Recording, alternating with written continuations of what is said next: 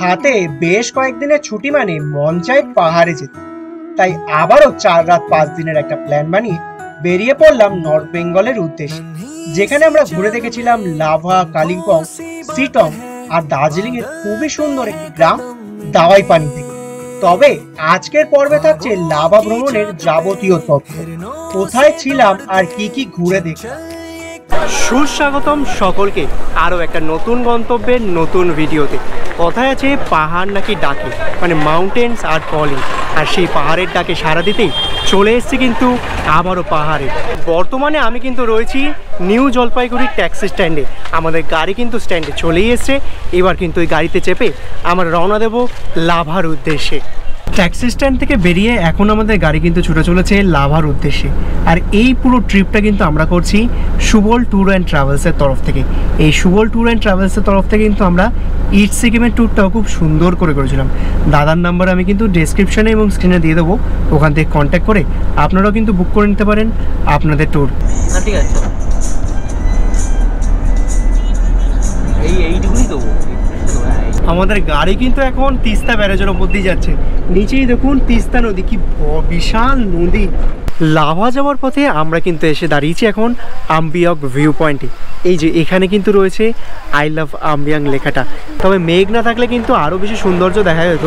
মেঘের জন্য কিন্তু অনেকটা ঢেকে গেছে পাহাড়গুলো। আম্বিয়ক ভিউ পয়েন্টের পর এখন আমরা এসে দাঁড়িয়েছি আম্বিয়ক টি গার্ডেনে। দেখুন আমার চারিদিকে শুধু চা পাতা গাছ, দেখছেন চারিদিকে। এই অম্বিয়ক টি গার্ডেনের মাঝখান দিয়ে কিন্তু একটা রাস্তা গেছে। এই রাস্তার দুধারেই কিন্তু রয়েছে ভরে ভরে শুধু চা পাতা গাছ।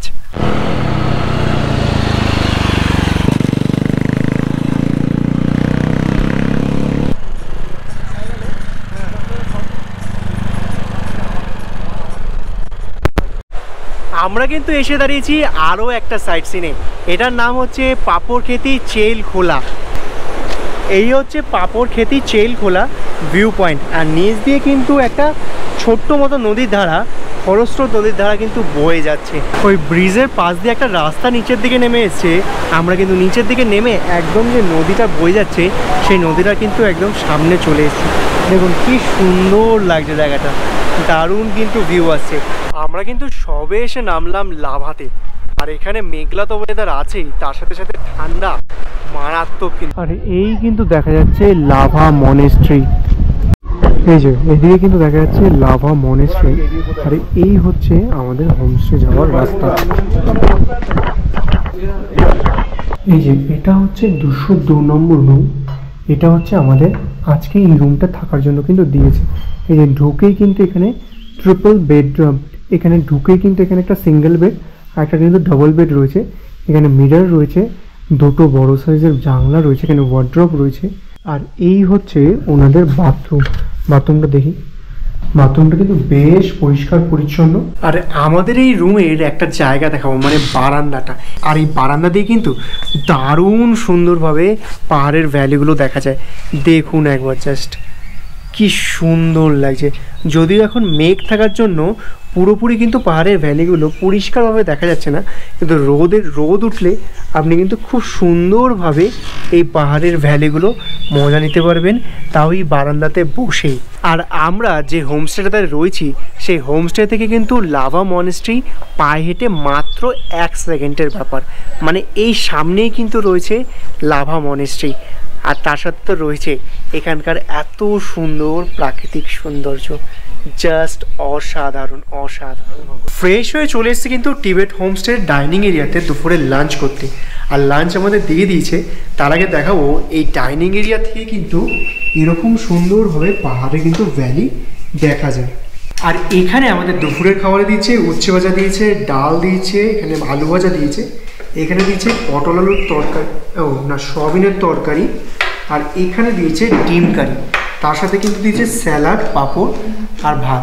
তো চলো ঝটপট খাওয়া দাওয়াটা সেরে নিই। খাওয়া দাওয়া সেরে কিন্তু আমরা চলে এসেছি আমাদের রুমে।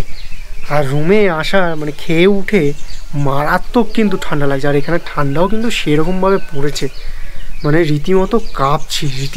মানে যত বেলা বাড়ছে তত কিন্তু ঠান্ডার পরিমাণটাও বাড়ছে, মানে ধীরে ধীরে ঠান্ডাটাও বাড়ছে। মারাত্মক শীত করছে। এখন ঘড়ির কাঁটায় প্রায় 6টা বাজতে যায়। আর এখন বাইরের অবস্থা একবারটা দেখুন। যখন দুপুরবেলা খেয়ে দিয়ে আসলাম তখন বলছিলাম মেঘ আস্তে আস্তে ঢাকছে, আর এখন এই পুরো জায়গাটা মেঘে ঢেকে গেছে যেরকম, সেরকম কিন্তু কনকনে একদম ঠান্ডা লাগছে। 5 মিনিট আগে আবার 5 মিনিট আগে বৃষ্টিও হয়েছে। দেখুন একবার পুরো কুয়াশাতে ঢেকে গেছে, মানে পুরো মেঘে কিন্তু চারিদিকটা পুরো ঢেকে গেছে, কিচ্ছু দেখা যাচ্ছে না। এই আমি ক্যামেরা ধরে আছি না, হাওয়া দিচ্ছে, জাস্ট কাঁপছে রীতিমতো, হাওয়াতে কাঁপছে রীতিমতো। ক্যামেরার স্ট্যান্ড ধরে আছি সেটাও কাঁপছে, এত পরিমাণ ঠান্ডা, বাপরে বাপ। ঘড়ির কাঁটায় এখন সময় কিন্তু 6:30 মতো বাজে, আর বাইরে এখন প্রচণ্ড পরিমাণ ঠান্ডা। আর এই ঠান্ডার মধ্যে আমাদের এই হোমস্টে থেকেই দিয়ে গেছে গরমা গরম ভেজ মোমো, আর তার সাথে সুন্দর করে গরম 1 কাপ কফি। এই ঠান্ডার মধ্যে পাহাড়ে যদি মোমো আর কফি হয়ে যায় তাহলে আর কিছু লাগে না, দারুণ লাগছে। ঘড়ির কাঁটায় এখন রাত্রি 10টা মতো বাজে, আর আমরা কিন্তু রুমেই এনে নিয়েছি আমাদের রাতের ডিনার, কারণ বাইরে কিন্তু এখন প্রচণ্ড ঠান্ডা আর চারিদিকটা পুরো মেঘে ঢেকে গেছে, আর বৃষ্টিও বৃষ্টিও কিন্তু হচ্ছে বাইরে।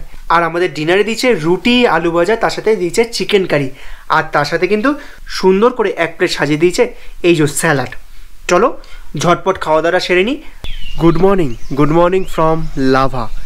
সকালবেলা ঘুম থেকে উঠে দাঁড়িয়ে রয়েছি আমাদের বারান্দাতে, আর এখনকার ওয়েদারটা কিন্তু বেশ সুন্দর লাগছে। মানে সত্যি এখানে যখন থেকে এসছি, আসার পর থেকে কিন্তু এই বারান্দা থেকে আর ঘরে যেতে ইচ্ছা করছে না, এত সুন্দর এখানকার প্রাকৃতিক সৌন্দর্য। আর আমাদের এই সকালবেলার এই সুন্দর সকালের শুরুটা কিন্তু হচ্ছে 1 কাপ লিকার চায়ের সাথে। এরকম পাহাড়ে এসে পাহাড়ের সব ভ্যালিগুলো দেখতে দেখতে চা খাওয়ার মজাটাই আলাদা, তাও এরকম ঠান্ডা ঠান্ডা ওয়েদারে। ঘড়ির কাঁটায় এখন 9টা মতো বাজে, আর আমরা কিন্তু চলে এসেছি সকালে ব্রেকফাস্ট করতে। আর আজকে আমাদের সকালে ব্রেকফাস্টে রয়েছে ব্রেড বাটার, তার সাথে এরকম ডিমের পোচ, আর কিন্তু নিয়েছি ম্যাগি। চলো ঝটপট ব্রেকফাস্টটা করে নিই, তারপর বেরিয়ে পড়বো কালিম্পংয়ের উদ্দেশ্যে। আর তার আগে কিন্তু ঘুরে দেখবো এই লাভা মনেস্ট্রি।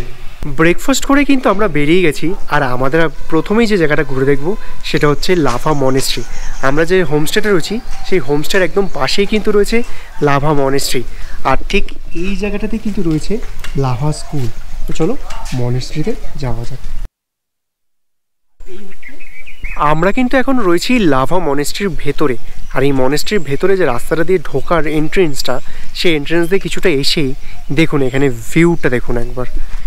দেখুন কি সুন্দরভাবে কিন্তু দেখা যাচ্ছে পাইনের ফরেস্ট, আর পুরো ফরেস্টটা ঢেকে যাচ্ছে কুয়াশাতে, কি সুন্দর লাগছে দেখেছে। আর এই মনেস্ট্রি থেকেই কিন্তু এই জায়গাটাতে দাঁড়িয়ে কিন্তু আপনি পরিষ্কারভাবে দেখতে পাবেন কাঞ্চনজঙ্ঘা। এখন মেঘলা ওয়েদার থাকার জন্য আমরা কিন্তু কাঞ্চনজঙ্ঘা দেখতে পাচ্ছি না।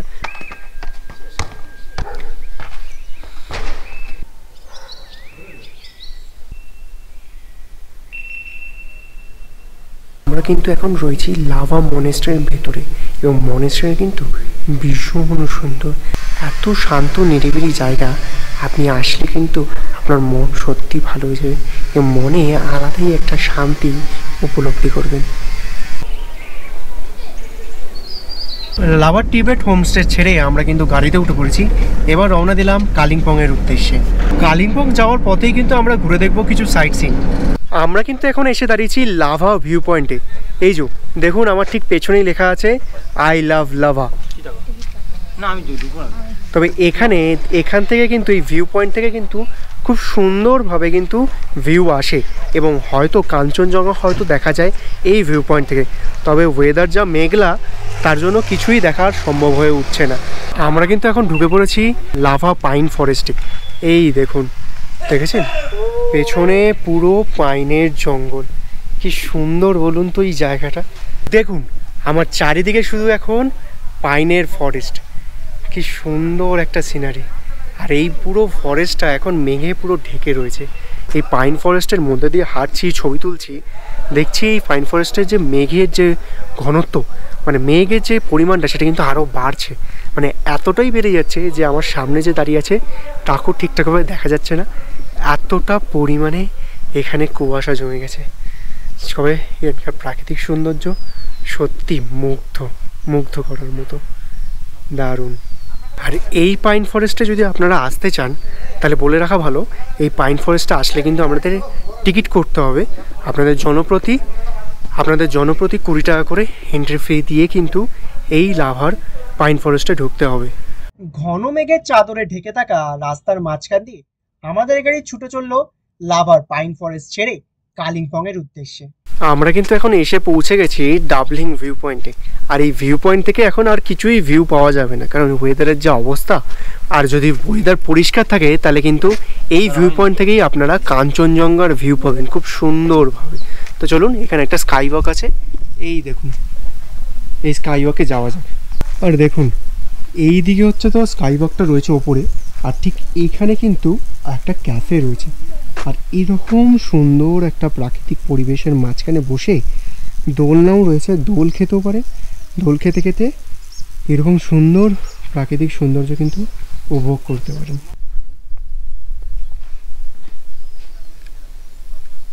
ওয়েদার যদি ক্লিয়ার থাকতো তাহলে কিন্তু এখান থেকে কাঞ্চনজঙ্ঘার খুব সুন্দর একটা ভিউ পাওয়া যেত। এছাড়া কিন্তু এখান থেকে পুরো পাহাড়ের একটা 360 ভিউ পাওয়া যায়। তবে ওয়েদার ক্লিয়ার নেই, কাঞ্চনজঙ্ঘা দেখা যাচ্ছে না, কিন্তু এটা কিন্তু বলাই যেতে পারে এখন আমরা মনে হয় চলে এসেছি মেঘেদের রাজ্যে। দেখুন একবার জাস্ট চারিদিকে শুধু মেঘ আর মেঘ, দেখেছেন? মনে হয় চলে এসেছি আমরা পুরো মেঘেদের রাজ্যে, মেঘেদের মধ্যে। দেখুন পুরো চারিদিকে ঘন মেঘ, দেখেছেন? কিচ্ছু দেখা যাচ্ছে না। এই ডাবলিং ভিউ পয়েন্টটা কিন্তু আপনার লোলেগাঁওর মধ্যে, এটা কিন্তু লাভা না। আর আমরা কিন্তু এখন এসে পৌঁছেছি লোলেগাঁও ভিউ পয়েন্টে। এই যে আমার ঠিক পেছনেই হচ্ছে এন্ট্রি গেট। এই এন্ট্রি গেট দিয়ে ঢুকে কিন্তু আপনাদেরকে 20 টাকা মতো দিতে হবে এন্ট্রি চার্জ। আর তারপর কিন্তু আপনারা ঢুকে যেতে পারবেন এই লোলেগাঁও ভিউ পয়েন্টের যে পার্ক মতো করেছে এই জায়গাটাতে। কালিম্পং যাওয়ার পথে আমরা কিন্তু চলে এসেছি আরও একটা সাইট সিন করতে। আর এইবারের আমাদের সাইট সিনটা হচ্ছে হনুমান টপ। এই যে হনুমান টপের সিঁড়ি দিয়ে আমরা উঠছি, ঠিক আমাদের ওখানে রয়েছে গাড়ি পার্ক করা রয়েছে, আর আমরা এই ঢাল বেয়ে উঠে যাচ্ছি হনুমানজির মন্দিরে। আমরা কিন্তু চলে এসেছি হনুমান টপে। এই যে আমার ঠিক পেছনেই দেখুন হনুমানজির কি বড় একটা মূর্তি কিন্তু রয়েছে এই হনুমান টপে। আর একটা কথা বলে রাখি, এই হনুমান টপটা কিন্তু আপনারা কালিম্পংয়ের সাইট সিন হিসাবে করতে পারেন। এটা কিন্তু কালিম্পংয়ের একটা সাইট সিন। লাভা লোলেগাঁও ঘুরে এখন আমরা এসে পৌঁছেছি কালিম্পংয়ের খুবই বিখ্যাত একটি সাইট সিন ডেলো পার্কে। আর এই ডেলো পার্কে আপনারা আসলে আপনারা যদি চান তাহলে কিন্তু আপনারা প্যারাগ্লাইডিংও করতে পারবেন। এখানে অনেকগুলো প্যারাগ্লাইডিংয়ের কাউন্টার আছে, যে কোনো একটা থেকেই আপনারা চাইলে প্যারাগ্লাইডিং করতে পারেন। এই ডেলো পার্কে যারা ইন্ডিয়ান আছেন তাদের কিন্তু এন্ট্রি ফি লাগবে 20 টাকা করে। ফরেনার হন তাহলে কিন্তু এন্ট্রি ফি আপনাদের 50 টাকা মতো পড়বে। আর এই ডেলো পার্কের সৌন্দর্যটা কিন্তু সত্যি খুব সুন্দর। আমরা কিন্তু অলরেডি ঢুকে পড়েছি এই ডেলো পার্কে। দেখুন কি সুন্দর লাগছে, আর এখানে যেন মেঘেরা সমস্ত খেলা করছে। আর এই কালিম্পংয়ের ডেলো পার্কে দেখুন আমার পেছনে এবং চারপাশে কি সুন্দর সমস্ত রং বেরঙের ফুল কিন্তু ফুটে আছে। দারুণ লাগছে কিন্তু জায়গাটা দেখতে। আর তার সাথে দেখা মিলছে কিন্তু এই সুন্দর এই ডেলো পার্কে মেঘেদের সমস্ত খেলা, যেটা দেখতে দারুণ লাগছে।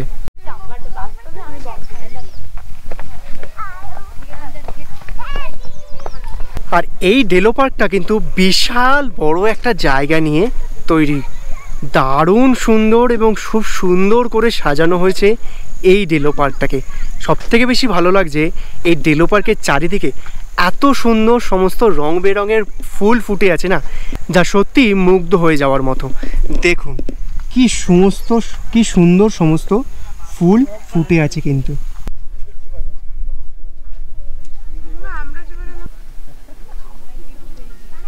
এই ডেলো পার্কের ভেতরে কিন্তু রয়েছে ডেলো ট্যুরিস্ট প্রপার্টি। এখানে চাইলে কিন্তু আপনারা থাকতেও পারেন, তবে এটা গভর্নমেন্ট প্রপার্টি আর এখানকার প্রাইসটা কিন্তু একটু হাই থাকে। এই দেখুন এই হচ্ছে ডেলো ট্যুরিস্ট প্রপার্টি। এই ডেলো পার্কে আপনারা চাইলে কিন্তু হর্স রাইডও করতে পারেন, যেমন প্যারাগ্লাইডিংও করার অপশান রয়েছে, সেরকমভাবে কিন্তু আপনারা চাইলে কিন্তু অ্যাডভেঞ্চার অ্যাক্টিভিটির মধ্যে হর্স রাইড করতে পারেন। হর্স রাইড করতে আপনাদের জনপ্রতি খরচা কিন্তু হবে 150 টাকা মতো। আমরা এখন এসে দাঁড়িয়েছি ডেলো পার্কের সবথেকে সুন্দর একটা ভিউ পয়েন্টে, কিন্তু ভিউ আর দেখার মতো কিছু নেই, কারণ পুরো জায়গাটা রয়েছে মেঘে ঢাকা। আর শুনেছি এখান থেকে নাকি দারুণ সুন্দর একটা ভিউ কিন্তু দেখা যায়, কি প্রীতমদা, তাই তো? সত্যি দারুণ সুন্দর ভিউ দেখা যায়, কিন্তু এখন আর দেখার কোনো উপায় নেই, কারণ পুরোপুরি মেঘে ঢাকা হয়ে গেছে। কিন্তু সত্যি কথা বলতে তোমরা যদি আসো দেখতে পাবে এখান থেকে ডেলো পার্কটা তো দারুণ, তার সঙ্গে ভিউও কিন্তু মারাত্মক। আমাদের গাড়ি কিন্তু এখন যাচ্ছে কালিম্পং মার্কেটের মধ্যে দিয়ে, আর এই কালিম্পং মার্কেট ক্রস করেই হচ্ছে আমাদের আজকের হোমস্টে। ঘড়ির কাঁটে এখন সময় প্রায় 5:30 মতো বাজে, আর আমরা সবে এসে ঢুকলাম আমাদের কালিম্পংয়ের আজকের হোমস্টে, ডে অফ হোমস্টেতে। তো বেলা তো প্রায় অনেকই হয়ে গেছে, 5:30 বেজে গেছে, এখনও পর্যন্ত কিন্তু আমাদের লাঞ্চ করা হয়নি। তো চলুন যাওয়া যাক, ভেতরে যাই, আগে গিয়ে লাঞ্চ করি। আজকের মতো এইটুকুনি, খুব তাড়াতাড়ি ফিরে আসছি নতুন একটা পর্বের সাথে, যেখানে থাকছে কালিম্পং, আর কালিম্পং ছেড়ে শিটং যাওয়ার সুন্দর একটা গল্প। তো পঙ্খ লেকে उड़ा चला जाए रे जहाँ नहीं जाना ताहे वही चलाए रे। না ওটা দেখা যাচ্ছে লাটুনি ঝাপ। হ্যাঁ এবারে এবারে যেটা করলি ওটা করে এবারে। হ্যাঁ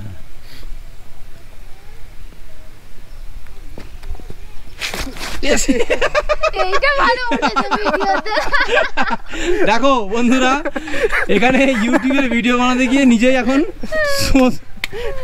সাবধানে হাঁটি, দুর্ঘটনা ঘটি।